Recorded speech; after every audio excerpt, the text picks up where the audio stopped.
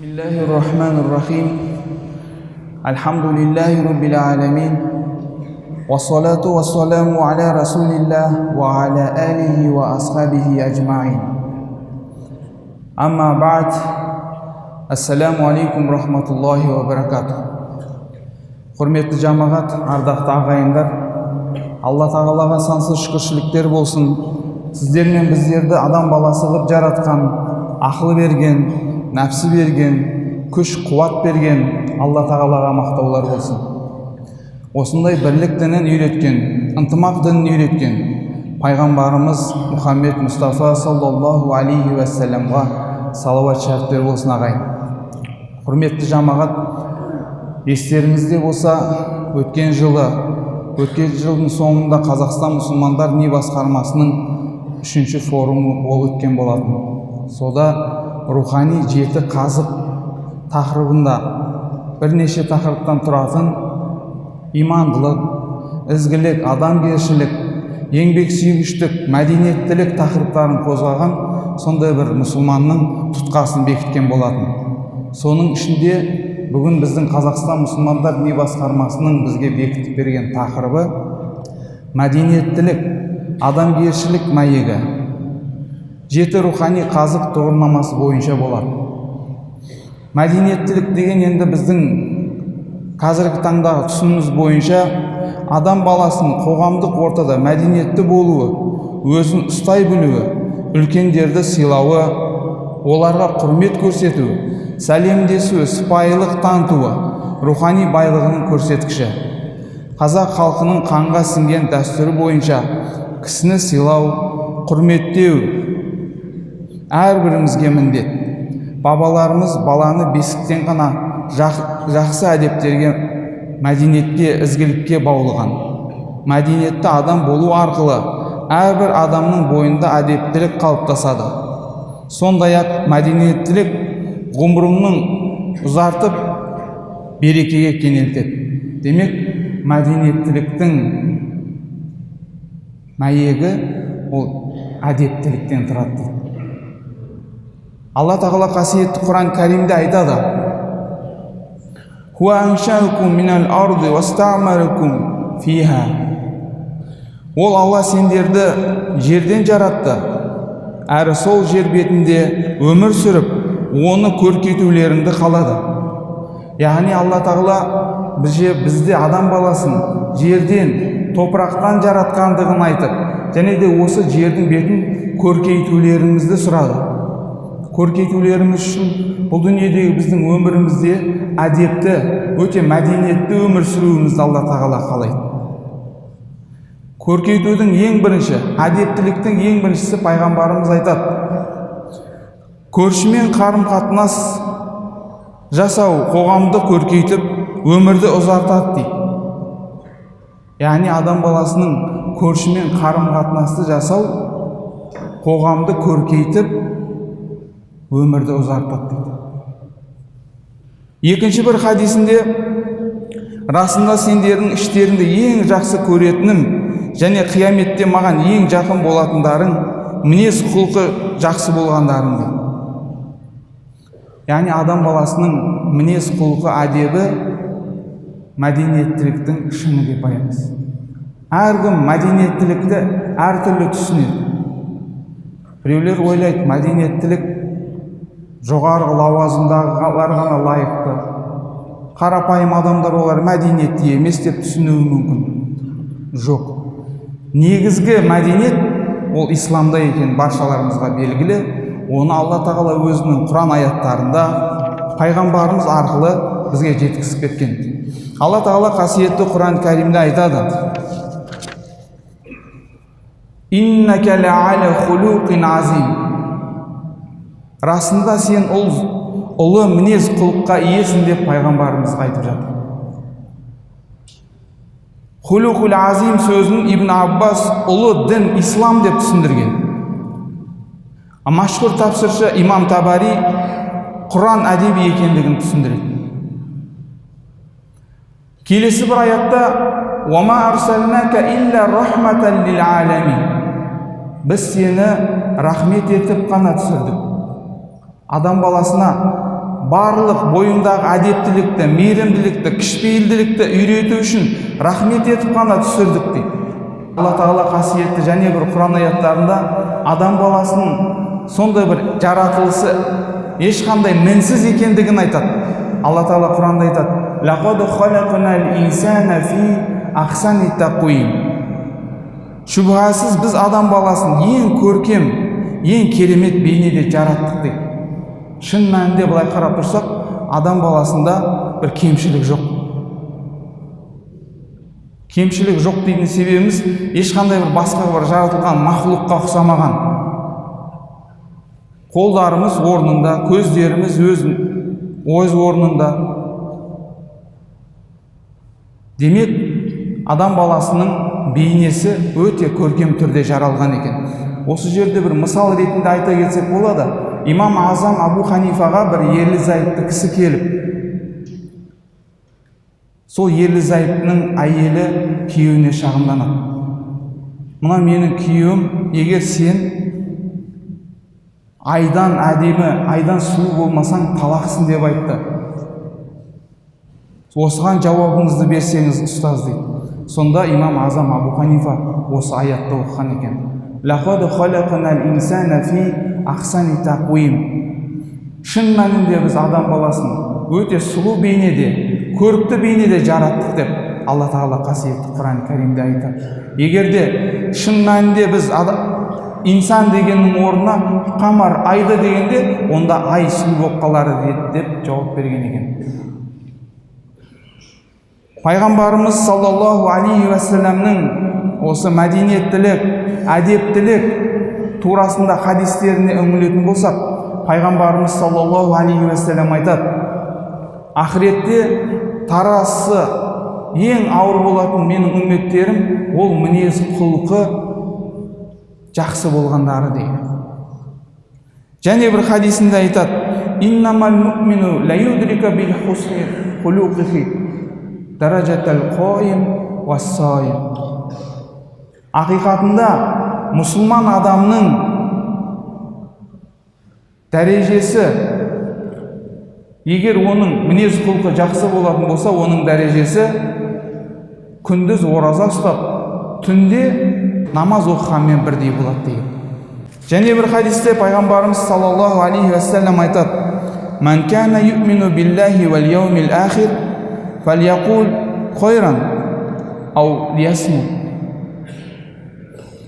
Кім Аллаға және ақырет күніне иман келтіретін болса, ол сөйлесе тек қана жақсы сөйлесін, немесе үндемесін деген, тыныш тұрсын деген. Демек, адам баласының бұл дүниеде әдептілікке, мәдениеттілікке жету үшін де сөз сөйлеген кезде сөз саптаған сөзіміз түзу болуы, дұрыс сөйлеуіміздің өзі бір жақсы іс екен, әдептілік екен.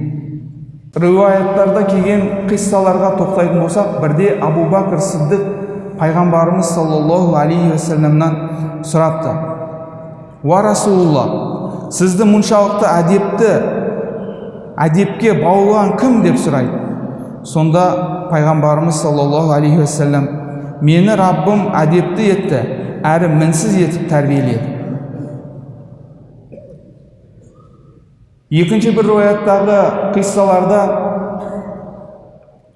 Анас радиаллаху анху Пайғамбарымыздың қызметшісі, жастайынан Пайғамбарымызға қызмет еткен. Білесіздер, Пайғамбарымыз Меккеден Мединеге көшіп келген кезде ансарлар, сол мединелік сахабалар көшіп келгендерге, мұхаджирлерге өзінің қорасында 2 қойы болатын болса 1 қойын беріп, 2 динары болатын болса 1 динарын беріп көмектескен. Пайғамбарымыз көшіп келген кезде де барлық мединелік мұсылмандар Пайғамбарымызға өзінің көмегін жасап жатты. Сонда Пайғамбарымызға бір әйел кісі келіп: «Ей Расулулла, қасында кішкентай ғана баласы бар, шамамен 10 жаста. Ей Расулулла, мен сізге беретін қаражатым жоқ, малым жоқ. Бірақ мен осы бір ұлымды сізге қызметші етіп бергім келеді. сөйтіп сондай 10 жастағы баласын пайғамбарымызға қызметші етіп тастап кетеді. Сол Анас радиаллаху анху айтады: мен 10 жасымнан бастап пайғамбарымыз саллаллаху алейхи уассаламның қызметінде болдым. Пайғамбарымыз маған неге олай істемедің? Егер бір нәрсені дұрыс емес істеп қойсам, неге олай сен үйтіп істедің деген айтқанын, дәл солай ұрысқанын естімеппін деп айтады.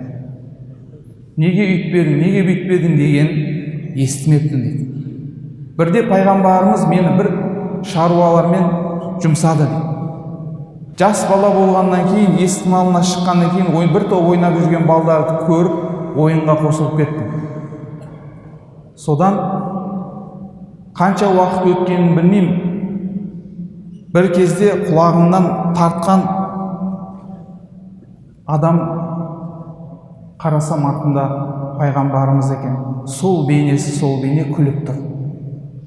Я Расулалла, мен бара жатырмын деп ары қарап жүгіріп кеттім деген. Бұл жерден көрінеді, құрметті жамағат, пайғамбарымыз еш уақытта ашуға бой алдырып, неге үйтпедің, неге бүйтпедің деп өзінің қызметшісін Анас радиаллаху анху ұрысқанын көрмейміз. Ал қазіргі таңда ұлыңды жұмсап көрші, бір қателік істесінші. Енді әрине біз бәрімізге тиісті емес қой, сондай отбасылар бар, жеті атасына дейін қарға жібереді, Құдай сақтасын. Әкесінен, аталарынан бастайды. Ал енді ойтып сондай сөздерге, әрбір аузынан шыққан сөздерге пеште әмин деп отырады. Сол үшін дұрыс аузымыздан сөз шығу керек. Сол себептен де пайғамбарымыз айтып жатыр: мұсылман адам сөйлейтін болса, дұрыс сөз айтсын, немесе үндемесін деген. Таиф қаласындағы оқиғасын білесіздер. Пайғамбарымыз саллаллаху алейхи уассалам Таиф қаласына дінді насихат ету үшін бар. Дінді насихат етті. Содан Таиф қаласының тұрғындары пайғамбарымызды таспен ұрып, тіпті балдарына дейін таспен ұрғызып қуып шықты. Қаладан шығып бір баудың шетіне келіп отырған кезде Жабраил алейхиссалам періште келіп: ей Алланың елшісі, мен Алла тағаланың бұйрығын орындауға келдім. Алла тағала айтып жатыр: қалайсың ба мынау тау періштелері арқылы сол қаланы таумен бастырып қояйық. Сонда пайғамбарымыз саллаллаху алейхи уассалам: мен бұл дүниеге рахмет етіп қана жіберілдім. Ызаның ақысын алу үшін емес, ашудың ақысын алу үшін емес, керісінше мейірімділікті, әдептілікті насихаттау үшін келдім деп пайғамбарымыз керісінше Аллах тағаладан сұраңыздар, осы қаладан Алла тағалаға серік қоспайтын, тақуа, иманды мұсылмандар шығуы нәсіп етсін деп дұға қылған екен. Бұл жерден де көрінеді пайғамбарымыздың қаншалықты әдептілікті сақтаған, болашақта үмбетін сіздер мен біздерді ойлағандығын бұл жерде пайғамбарымыз көрсетіп отыр. Енді ізгілердің ғибратты сөздеріне тоқтайтын болсақ, Хазіреті Али радиаллаху анху ізгілікке қол жеткізу өте қиын, ал масқаралыққа бой алдыру өте оңай дейді.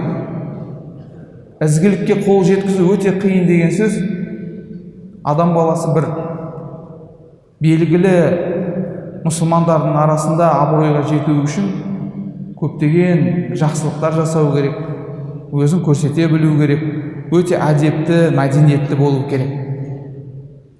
Ал масқаралыққа бой алдыру өте оңай дегені, бір күнә істегеніңді бір мұсылман көретін болса, ертең барлығы сенің қандай адам екеніңді біліп отырады. Қазақтар айтады ғой, мұсылман болу әсте-әсте, кәпір болу бір бәсте дейді. Сондай мәдениеттіліктің, әдептіліктің шыңына жеткен мұсылман болу әрине өте қиын. Абдулла ибн Мубарак айтады: кім әдеп амалдарына немқұрайлы қараса, сүннетіне нұқсан келтіреді. Кім сүннет амалдарына немқұрайлы қараса, парыз амалдарына нұқсан келтіреді. Демек, біздің немқұрайлы намазда болсын, жалпы дәретте болсын, қандай да бір жағдайда немқұрайлы қарайтын болсақ, іс-әрекеттерімізге әдепсіз қарайтын болсақ, біздің сүннетімізге нұқсан келтіреді дейді. Пайғамбарымыздың істеп жатқан, міне істейін деген нәрсені кейінге қалдырамыз, басқа да жағдайлар болады. Ал сүннетімізге немқұрайлы қарайтын болсақ, онда парызымызға немқұрайлы қараған болады. Әдептілікке қатысты нақыл сөздер біздің қазақ халқында өте көп. Әдепсіз бала ауыздықсыз атпен тең, ақылды қария жазып қойған қатпен тең. Шын мәнінде қарайтын болсақ, кез келген тәрбие көрмеген балдарды көріп жүрсіздер ғой, қоғамның ортасында қандай балдар бар. Неше түрлі күнәлі істерді істеп жатады.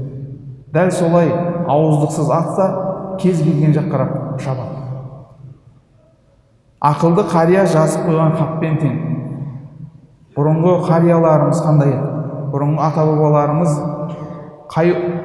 мейлі қандай да бір жиында болса, біреуі уағыз айтып, әңгіме айтып болса, қалғандардың барлығы үйіп тыңдайтын сондай тақуа жандар болады. Ақылды қария жазып қойған хатпен тең деген міне осы ағайын. Адамның құлқы түзелмей, өмірдің қалпы түзелмейді. Әдептің не екенін әдепсіз адамдарды көргенде ұғарсың дейді.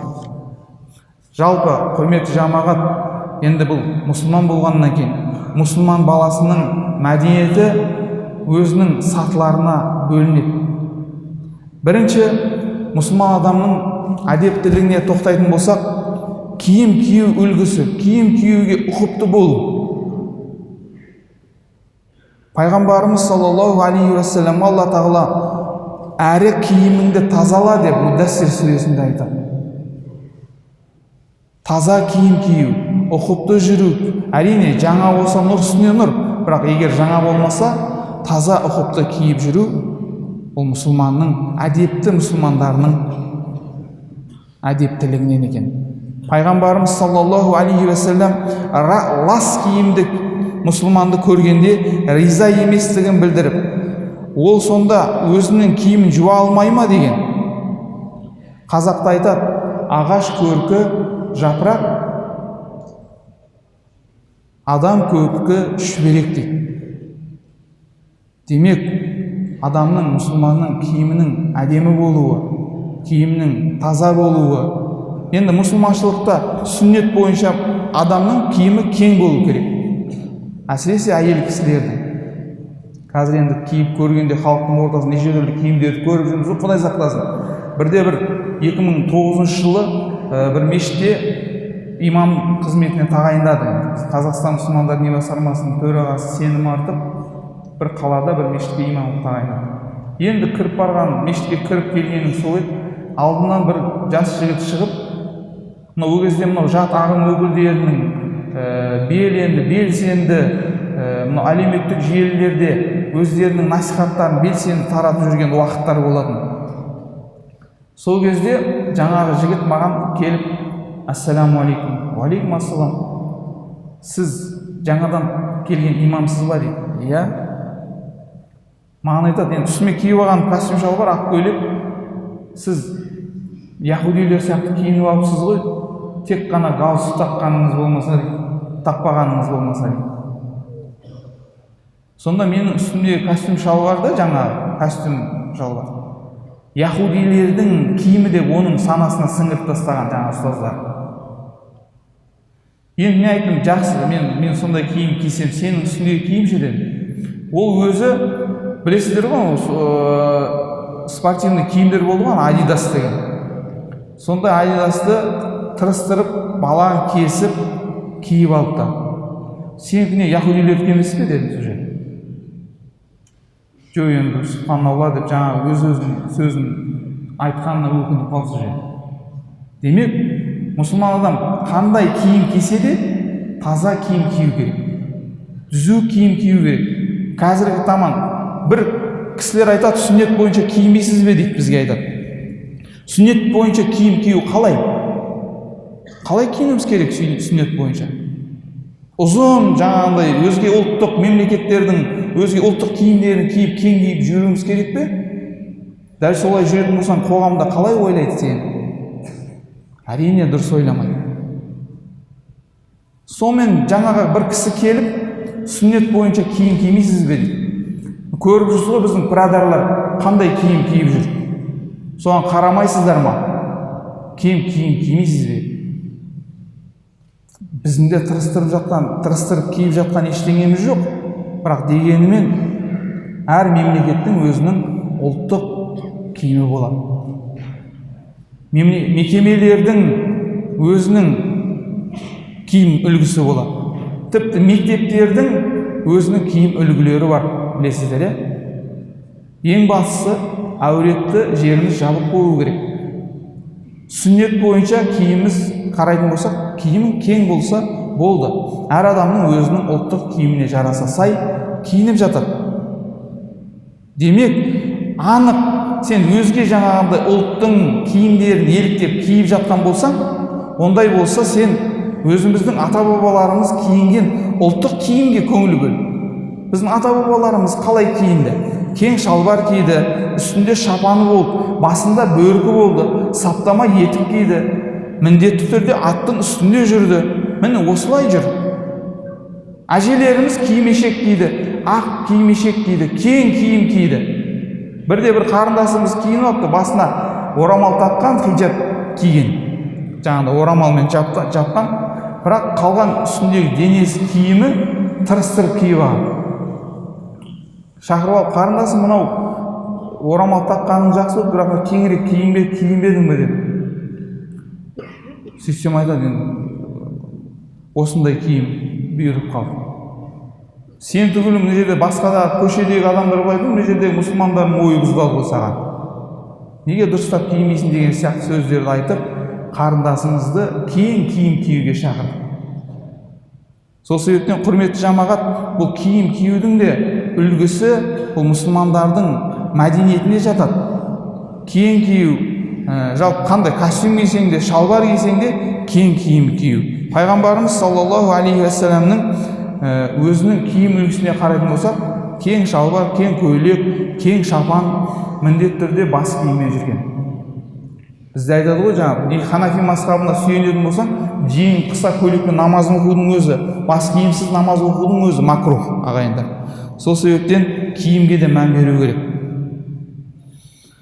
Екінші, сәлемдескенде мәдениеттілік сақтау, ізгілікті таныту.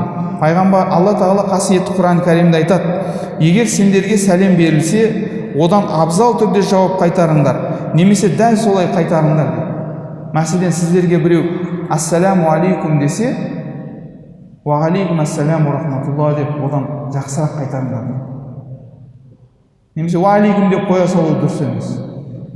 Сол себептен де сәлемдескен кезде сәлемдесудің де өзінің әдептері, өзінің мәдениеті бар. Кіші үлкенге, көпшілік, азшылық көпшілікке, көліктегі жаяуға деген сияқты өзінің әдептері бар. Сәлемдесудің. Пайғамбарымыз саллаллаху алейхи уассалам өзінің хадистерінде көліктегі адам жаяу адамға, жүріп келе жатқан адам отырғанға, аз адам көп адамдарға сәлем береді. Демек, құрметті жамағат, сәлем берудің де өзіне тән әдептері бар екен. Бірінші, пайғамбарымыз саллаллаху алейхи вассалам айтады, бірінші болып сәлем берген адам адамдардың арасындағы Аллаға ең жақын дейді. Сахабалар пайғамбарымызбен кездескен кезде пайғамбарымыз үнемі бірінші сәлем береді екен. Аңдып жүріп, осы пайғамбарымызға мен бірінші сәлем берейін бе деп сахабалар тырысқан уақытта, қанша бірінші сәлем бергісі келсе де, пайғамбарымыз бірінші сәлем беріп қояды екен. Демек, сәлем берудің де құрметті жамағат өзінің әдебі, өзінің мәдениеті бар. Одан кейінгісі сөз сөйлеу мәдениеті. Сөз сөйлеу мәдениетіне келетін болсақ, осы адамдардың барлығы осы сөз сөйлеу мәдениетінен күнәһар болып жатады. Пайғамбарымыз саллаллаху алейхи уассалам асықпай сөйлеген, байыппен сөйлеген. Қажетті сөздерді сөйлегенде аз сөйлеп, нық түсінікті айтып, егер түсінбеген жағдайының өзінде пайғамбарымыз саллаллаху алейхи вассалам қысқа сөйлесе де түсінетіндей жеткізген. Осыған қатар, құрметті ағайындар, мұсылманшылықта әрбір өздерінің мекемелердің, ғимараттың өзінің мәдениеті болады. Мәселен, мәдениет деген кезде біз мәдениет үйлерін, кейбір халық мәдениет үйлерін түсінеді, театрларды түсінеді. Негізгі мәдениет үйі ол мешіт ағайын. Мешіттің де өзіне тән әдептері бар, мәдениеті бар. Мешітке келген адамның мәдениеті болады. Мешітке келген адам не істеу керек? Мешітке келген адам ең бірінші сәлем береді. Егер насихат айтылып, немесе Құран оқытылып жатқан болатын болса, онда үндемей келіп отырады. Қазір мына жерде насихат айтып жатырмыз, қанша адам келіп намаз оқып жатыр. Негізінде макрух уақыты біріншіден қазір. Мешітке келген адам бірінші сәлем береді деп айттық қой. Егерде Құран оқытылып, немесе насихат айтылған, сабақ берілмей жатқан болса. Одан егер макрух уақыты болмаса, 2 ракағат мешіт ақысын оқиды. Мешіттің әдебі. Мешіттің ішінде суық қару көрсетілмейді. Мешіттің ішінде сауда саттық жасалмайды. Дүние сөз сөйленбейді. Дүние сөз деген осы адамдар келіп алады да, уағыз тыңдаудың орнына ана жерде бала шағаң қалай, не істедің, ана соғым ба, не сойдың, анау мынау деп үш рет әңгімелесіп жатқан кейбір кісілерді көріп жатамыз. Оны сұрасаң, үйіңе шақырып алып сұра, ағайын. Бұл мешіт деген Алла тағаланың үйі емес пе? Әл-мәсәжиду буютуллахи фил ард, жер бетіндегі мешіттердің барлығы ол Алла тағаланың үйлері деген. Одан кейін бір зат ұрлатса, оны жар салып іздемейді. Иә, қазақта айтады, өз-өзіңе мықты бол, көршіңді ұры тұтпа дейді қазақта. Келдің ма мешітке, киіміңді қолыңа ұстап ал. Аяқ киіміңді ана полкаға қоюға ұрлап кетеді деп сенбесең, салафан алып ал да, салафанға салып алдыңа келіп қойып ал. Егер қазір ана жерде өз 10 шақты имам жұмыс істейді, күзетшілермен есептеген кезде бір 20-30 қызметкер бар. Оның барлығы мына 3000-4000 адамның аяқ киіміне немесе киіміне ие бола алмайды. Құдайға шүкір, қазір мына технологияның дамыған заманы ғой, қаншама камералар қойылған. Соның себептерінен де қаншама ұрыларды ұстап жатырмыз қазір. Бірақ дегенмен бір затыңызды ұрлатсаңыз, оны жар салып іздеу дұрыс емес екен. Мешіт әдептеріне жатпайды екен. Пайғамбарымыз саллаллаху алейхи уассалам кімде-кім мешітте бір затын жоғалтып, оны жар салып іздейтін болса, таба алмай қалсын деген хадисі бар. Сол себептен ағайындар, осыған көңіл болып, мешітте келдіңіз ба, мешіттің мәдениеттілігін сақтап, бір затыңызды жоғалтып қойған болсаңыз, күзетшіге келіп, мәдениетті, әдепті түрде, мен осындай аяқ киімді жоғалттым, немесе осындай бір затымды жоғалттым, осындай камералардан көруге бола ма деп айтсақ болады. Одан кейін мешітке келіп, имам, мынау жаңа намаз өтіп жатқанда, осы жерде Құран оқытылып жатқан кезде келіп алып, осы жерден көзіміздің алдымызда кейбір жастарымыз намаз оқып, көзіңді бақырайтып қойып, мына жерде намаз оқып жатсаң, уағыз айтып жатсаң да көзіңді бақырайтып қойып, осы жерде намаз оқиды. Жаңа айтып өттім ғой, ол макрух уақыты негізінде. Сол себептен құрметті жамағат, мешіттің де әдептілігін сақтау ол мұсылманның міндеті болып табылады. Ағайындар, мына уағыздан алатын ғибратымыз имандылықты, мәдениеттілікті үйрену. Пайғамбарымыз саллаллаху алейхи уассаламның хадистерінде өзімізге пайдалы әдептерді үйрену. Мәдениетті кісінің бойындағы жаманшылықты, мәдениетті кісінің адамның бойындағы жаманшылықты тастап, жақсылыққа бейімделу. Пайғамбарымыз саллаллаху алейхи уассалам сол әдептіліктің, мәдениеттіліктің сұлтаны болса да, үнемі мына дұғаны тастамайтын. О Алла, жаратылысымды көркем еткен сияқты мінезімді де көркем ете көрді.